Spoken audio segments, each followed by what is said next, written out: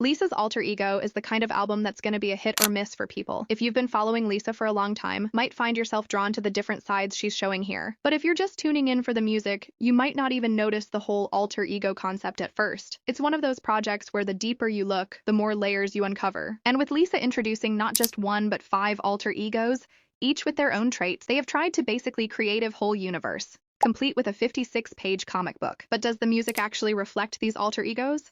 And more importantly, does it work? I gotta be real, I'm not the biggest fan of concept-heavy albums. Like, don't get me wrong, I respect the effort, but at the end of the day, if the music slaps, I'm here for it. So yeah, there's probably gonna be some bias in my take. If the alter ego concept adds to the experience, cool.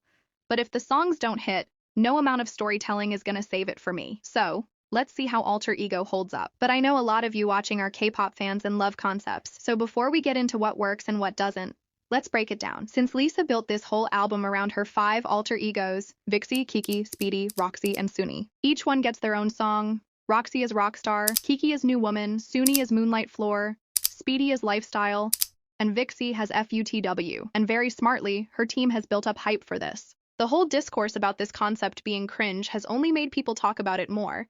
And whether you like it or not, it's made people look forward to it. Alongside this, she launched La Lisa Comics and dropped a 56-page official comic to go with it. From a marketing perspective, this is a genius move. She knows what she's doing. She's world building around her music. Fans get more content to connect with, and it sets Lisa apart from other solo artists. Plus, the artwork is done by a Japanese illustrator, Mino Miyabi, who have worked with Gorillaz and Poppy. No, it's not AI, it's her official merchandise, which adds an extra layer of credibility. Whether you're into comics or not, the idea here was to make Alter Ego feel bigger than just an album. Now, Fuck Up the World, that's Vixie's song.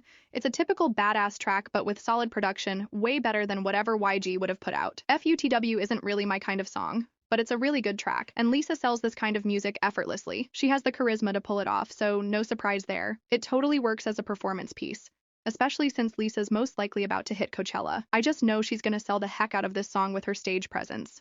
It's the kind of song we've been missing in K-pop, which means I love it. I absolutely loved the music video. Before I could even process one thing, another amazing moment popped up on my screen.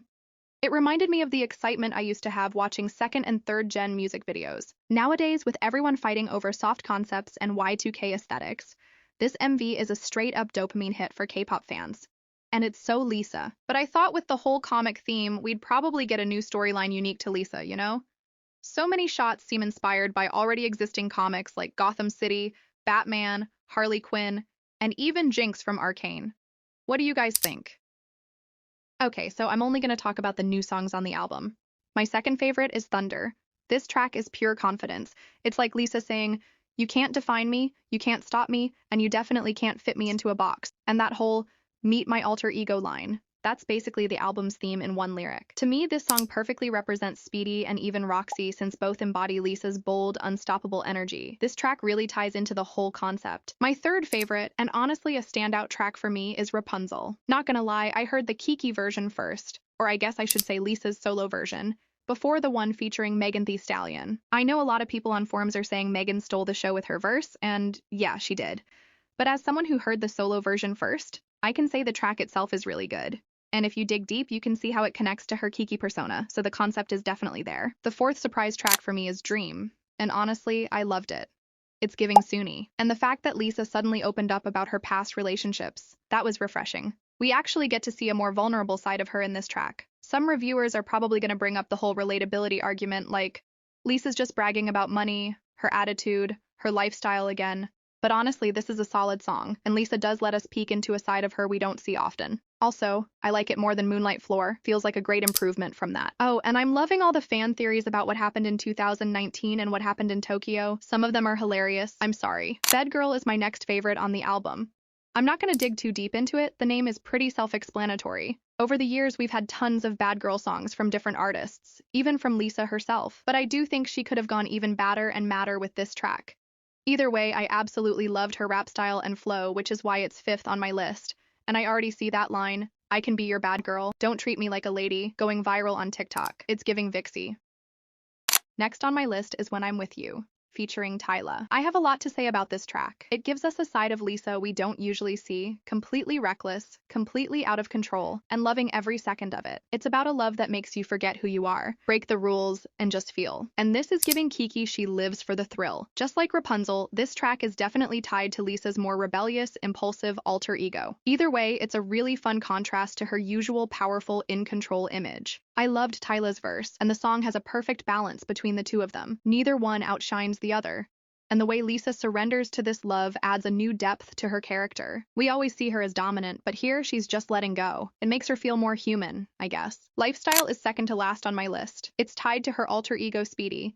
And yeah, we can definitely see glimpses of Lisa in this track too. Fast cars, diamonds, LA to Bangkok, making millions, F your opinions. She's flashy, classy, fancy, nasty. She does what she wants, and this is just her lifestyle. Damn. That's so Lisa and so Speedy. She basically acknowledges everything people call her online in a single track and just embraces it. A lot of people are loving this one, but I don't see myself listening to it often, so it's second to last on my list. And the last track, Elastic Girl, I just didn't enjoy it. That's all I can say. As for the concept, I think it's giving Vixie and maybe even Roxy. The B-sides, they're the real standouts for me. Aside from the previously released Rockstar, Born Again, and New Woman, each with its own amazing MV, the B-sides feel like buried treasure on this album. Overall, I think the album is really solid. A straight 8 out of 10 for me. Like I mentioned before, it can be a hit or miss, especially for casual listeners who aren't as invested in Lisa. If you're not linking the songs to the alter ego comic concept, it might feel a bit scattered. But I do see Lisa in this album. Of course, there are critics saying it's a brag album, just Lisa flexing with different alter egos. But no, there are moments of vulnerability, surrender, and losing control. Could this album have been better? Absolutely, in so many ways. But is it bad? Absolutely not. If someone says they don't like it, that's fine. I didn't enjoy all the tracks either. But if you're gonna say it sucks in my comment section, at least drop a reason. Now, what could have been better? Instead of releasing the album in literal pieces, I feel like Lisa rushed to drop new music as soon as she got out of YG Entertainment. Rockstar, New Woman, and Born Again would have played so much better with the alter ego concept if they had been released more recently. Right now, it kind of feels like they were forcefully fitted into the storyline, like they had to create Roxy just to match Rockstar. Another thing, some of the alter egos kind of overlap in the broader picture, which makes things confusing. And since there's not a lot of consistency or cohesion throughout the album, each song feels like a separate single rather than part of a bigger project. Honestly, Jisoo nailed cohesion with Amortage, and Rosé did a really good job with her releases too. That's one area where alter ego could have been stronger. I loved the NME review of this album. There were so many points I agreed with. Yes, we got to see different fragments of Lisa's identity, and it makes sense when you look at the concept. But the real question is, who is Lisa as an artist? We still don't have a clear answer to that. This album feels less like an artistic vision and more like a showcase of sonic experimentation. We know Lisa is all about swagger. We know she's painting a picture of power and privilege. And honestly, that's fine. Plenty of artists do it.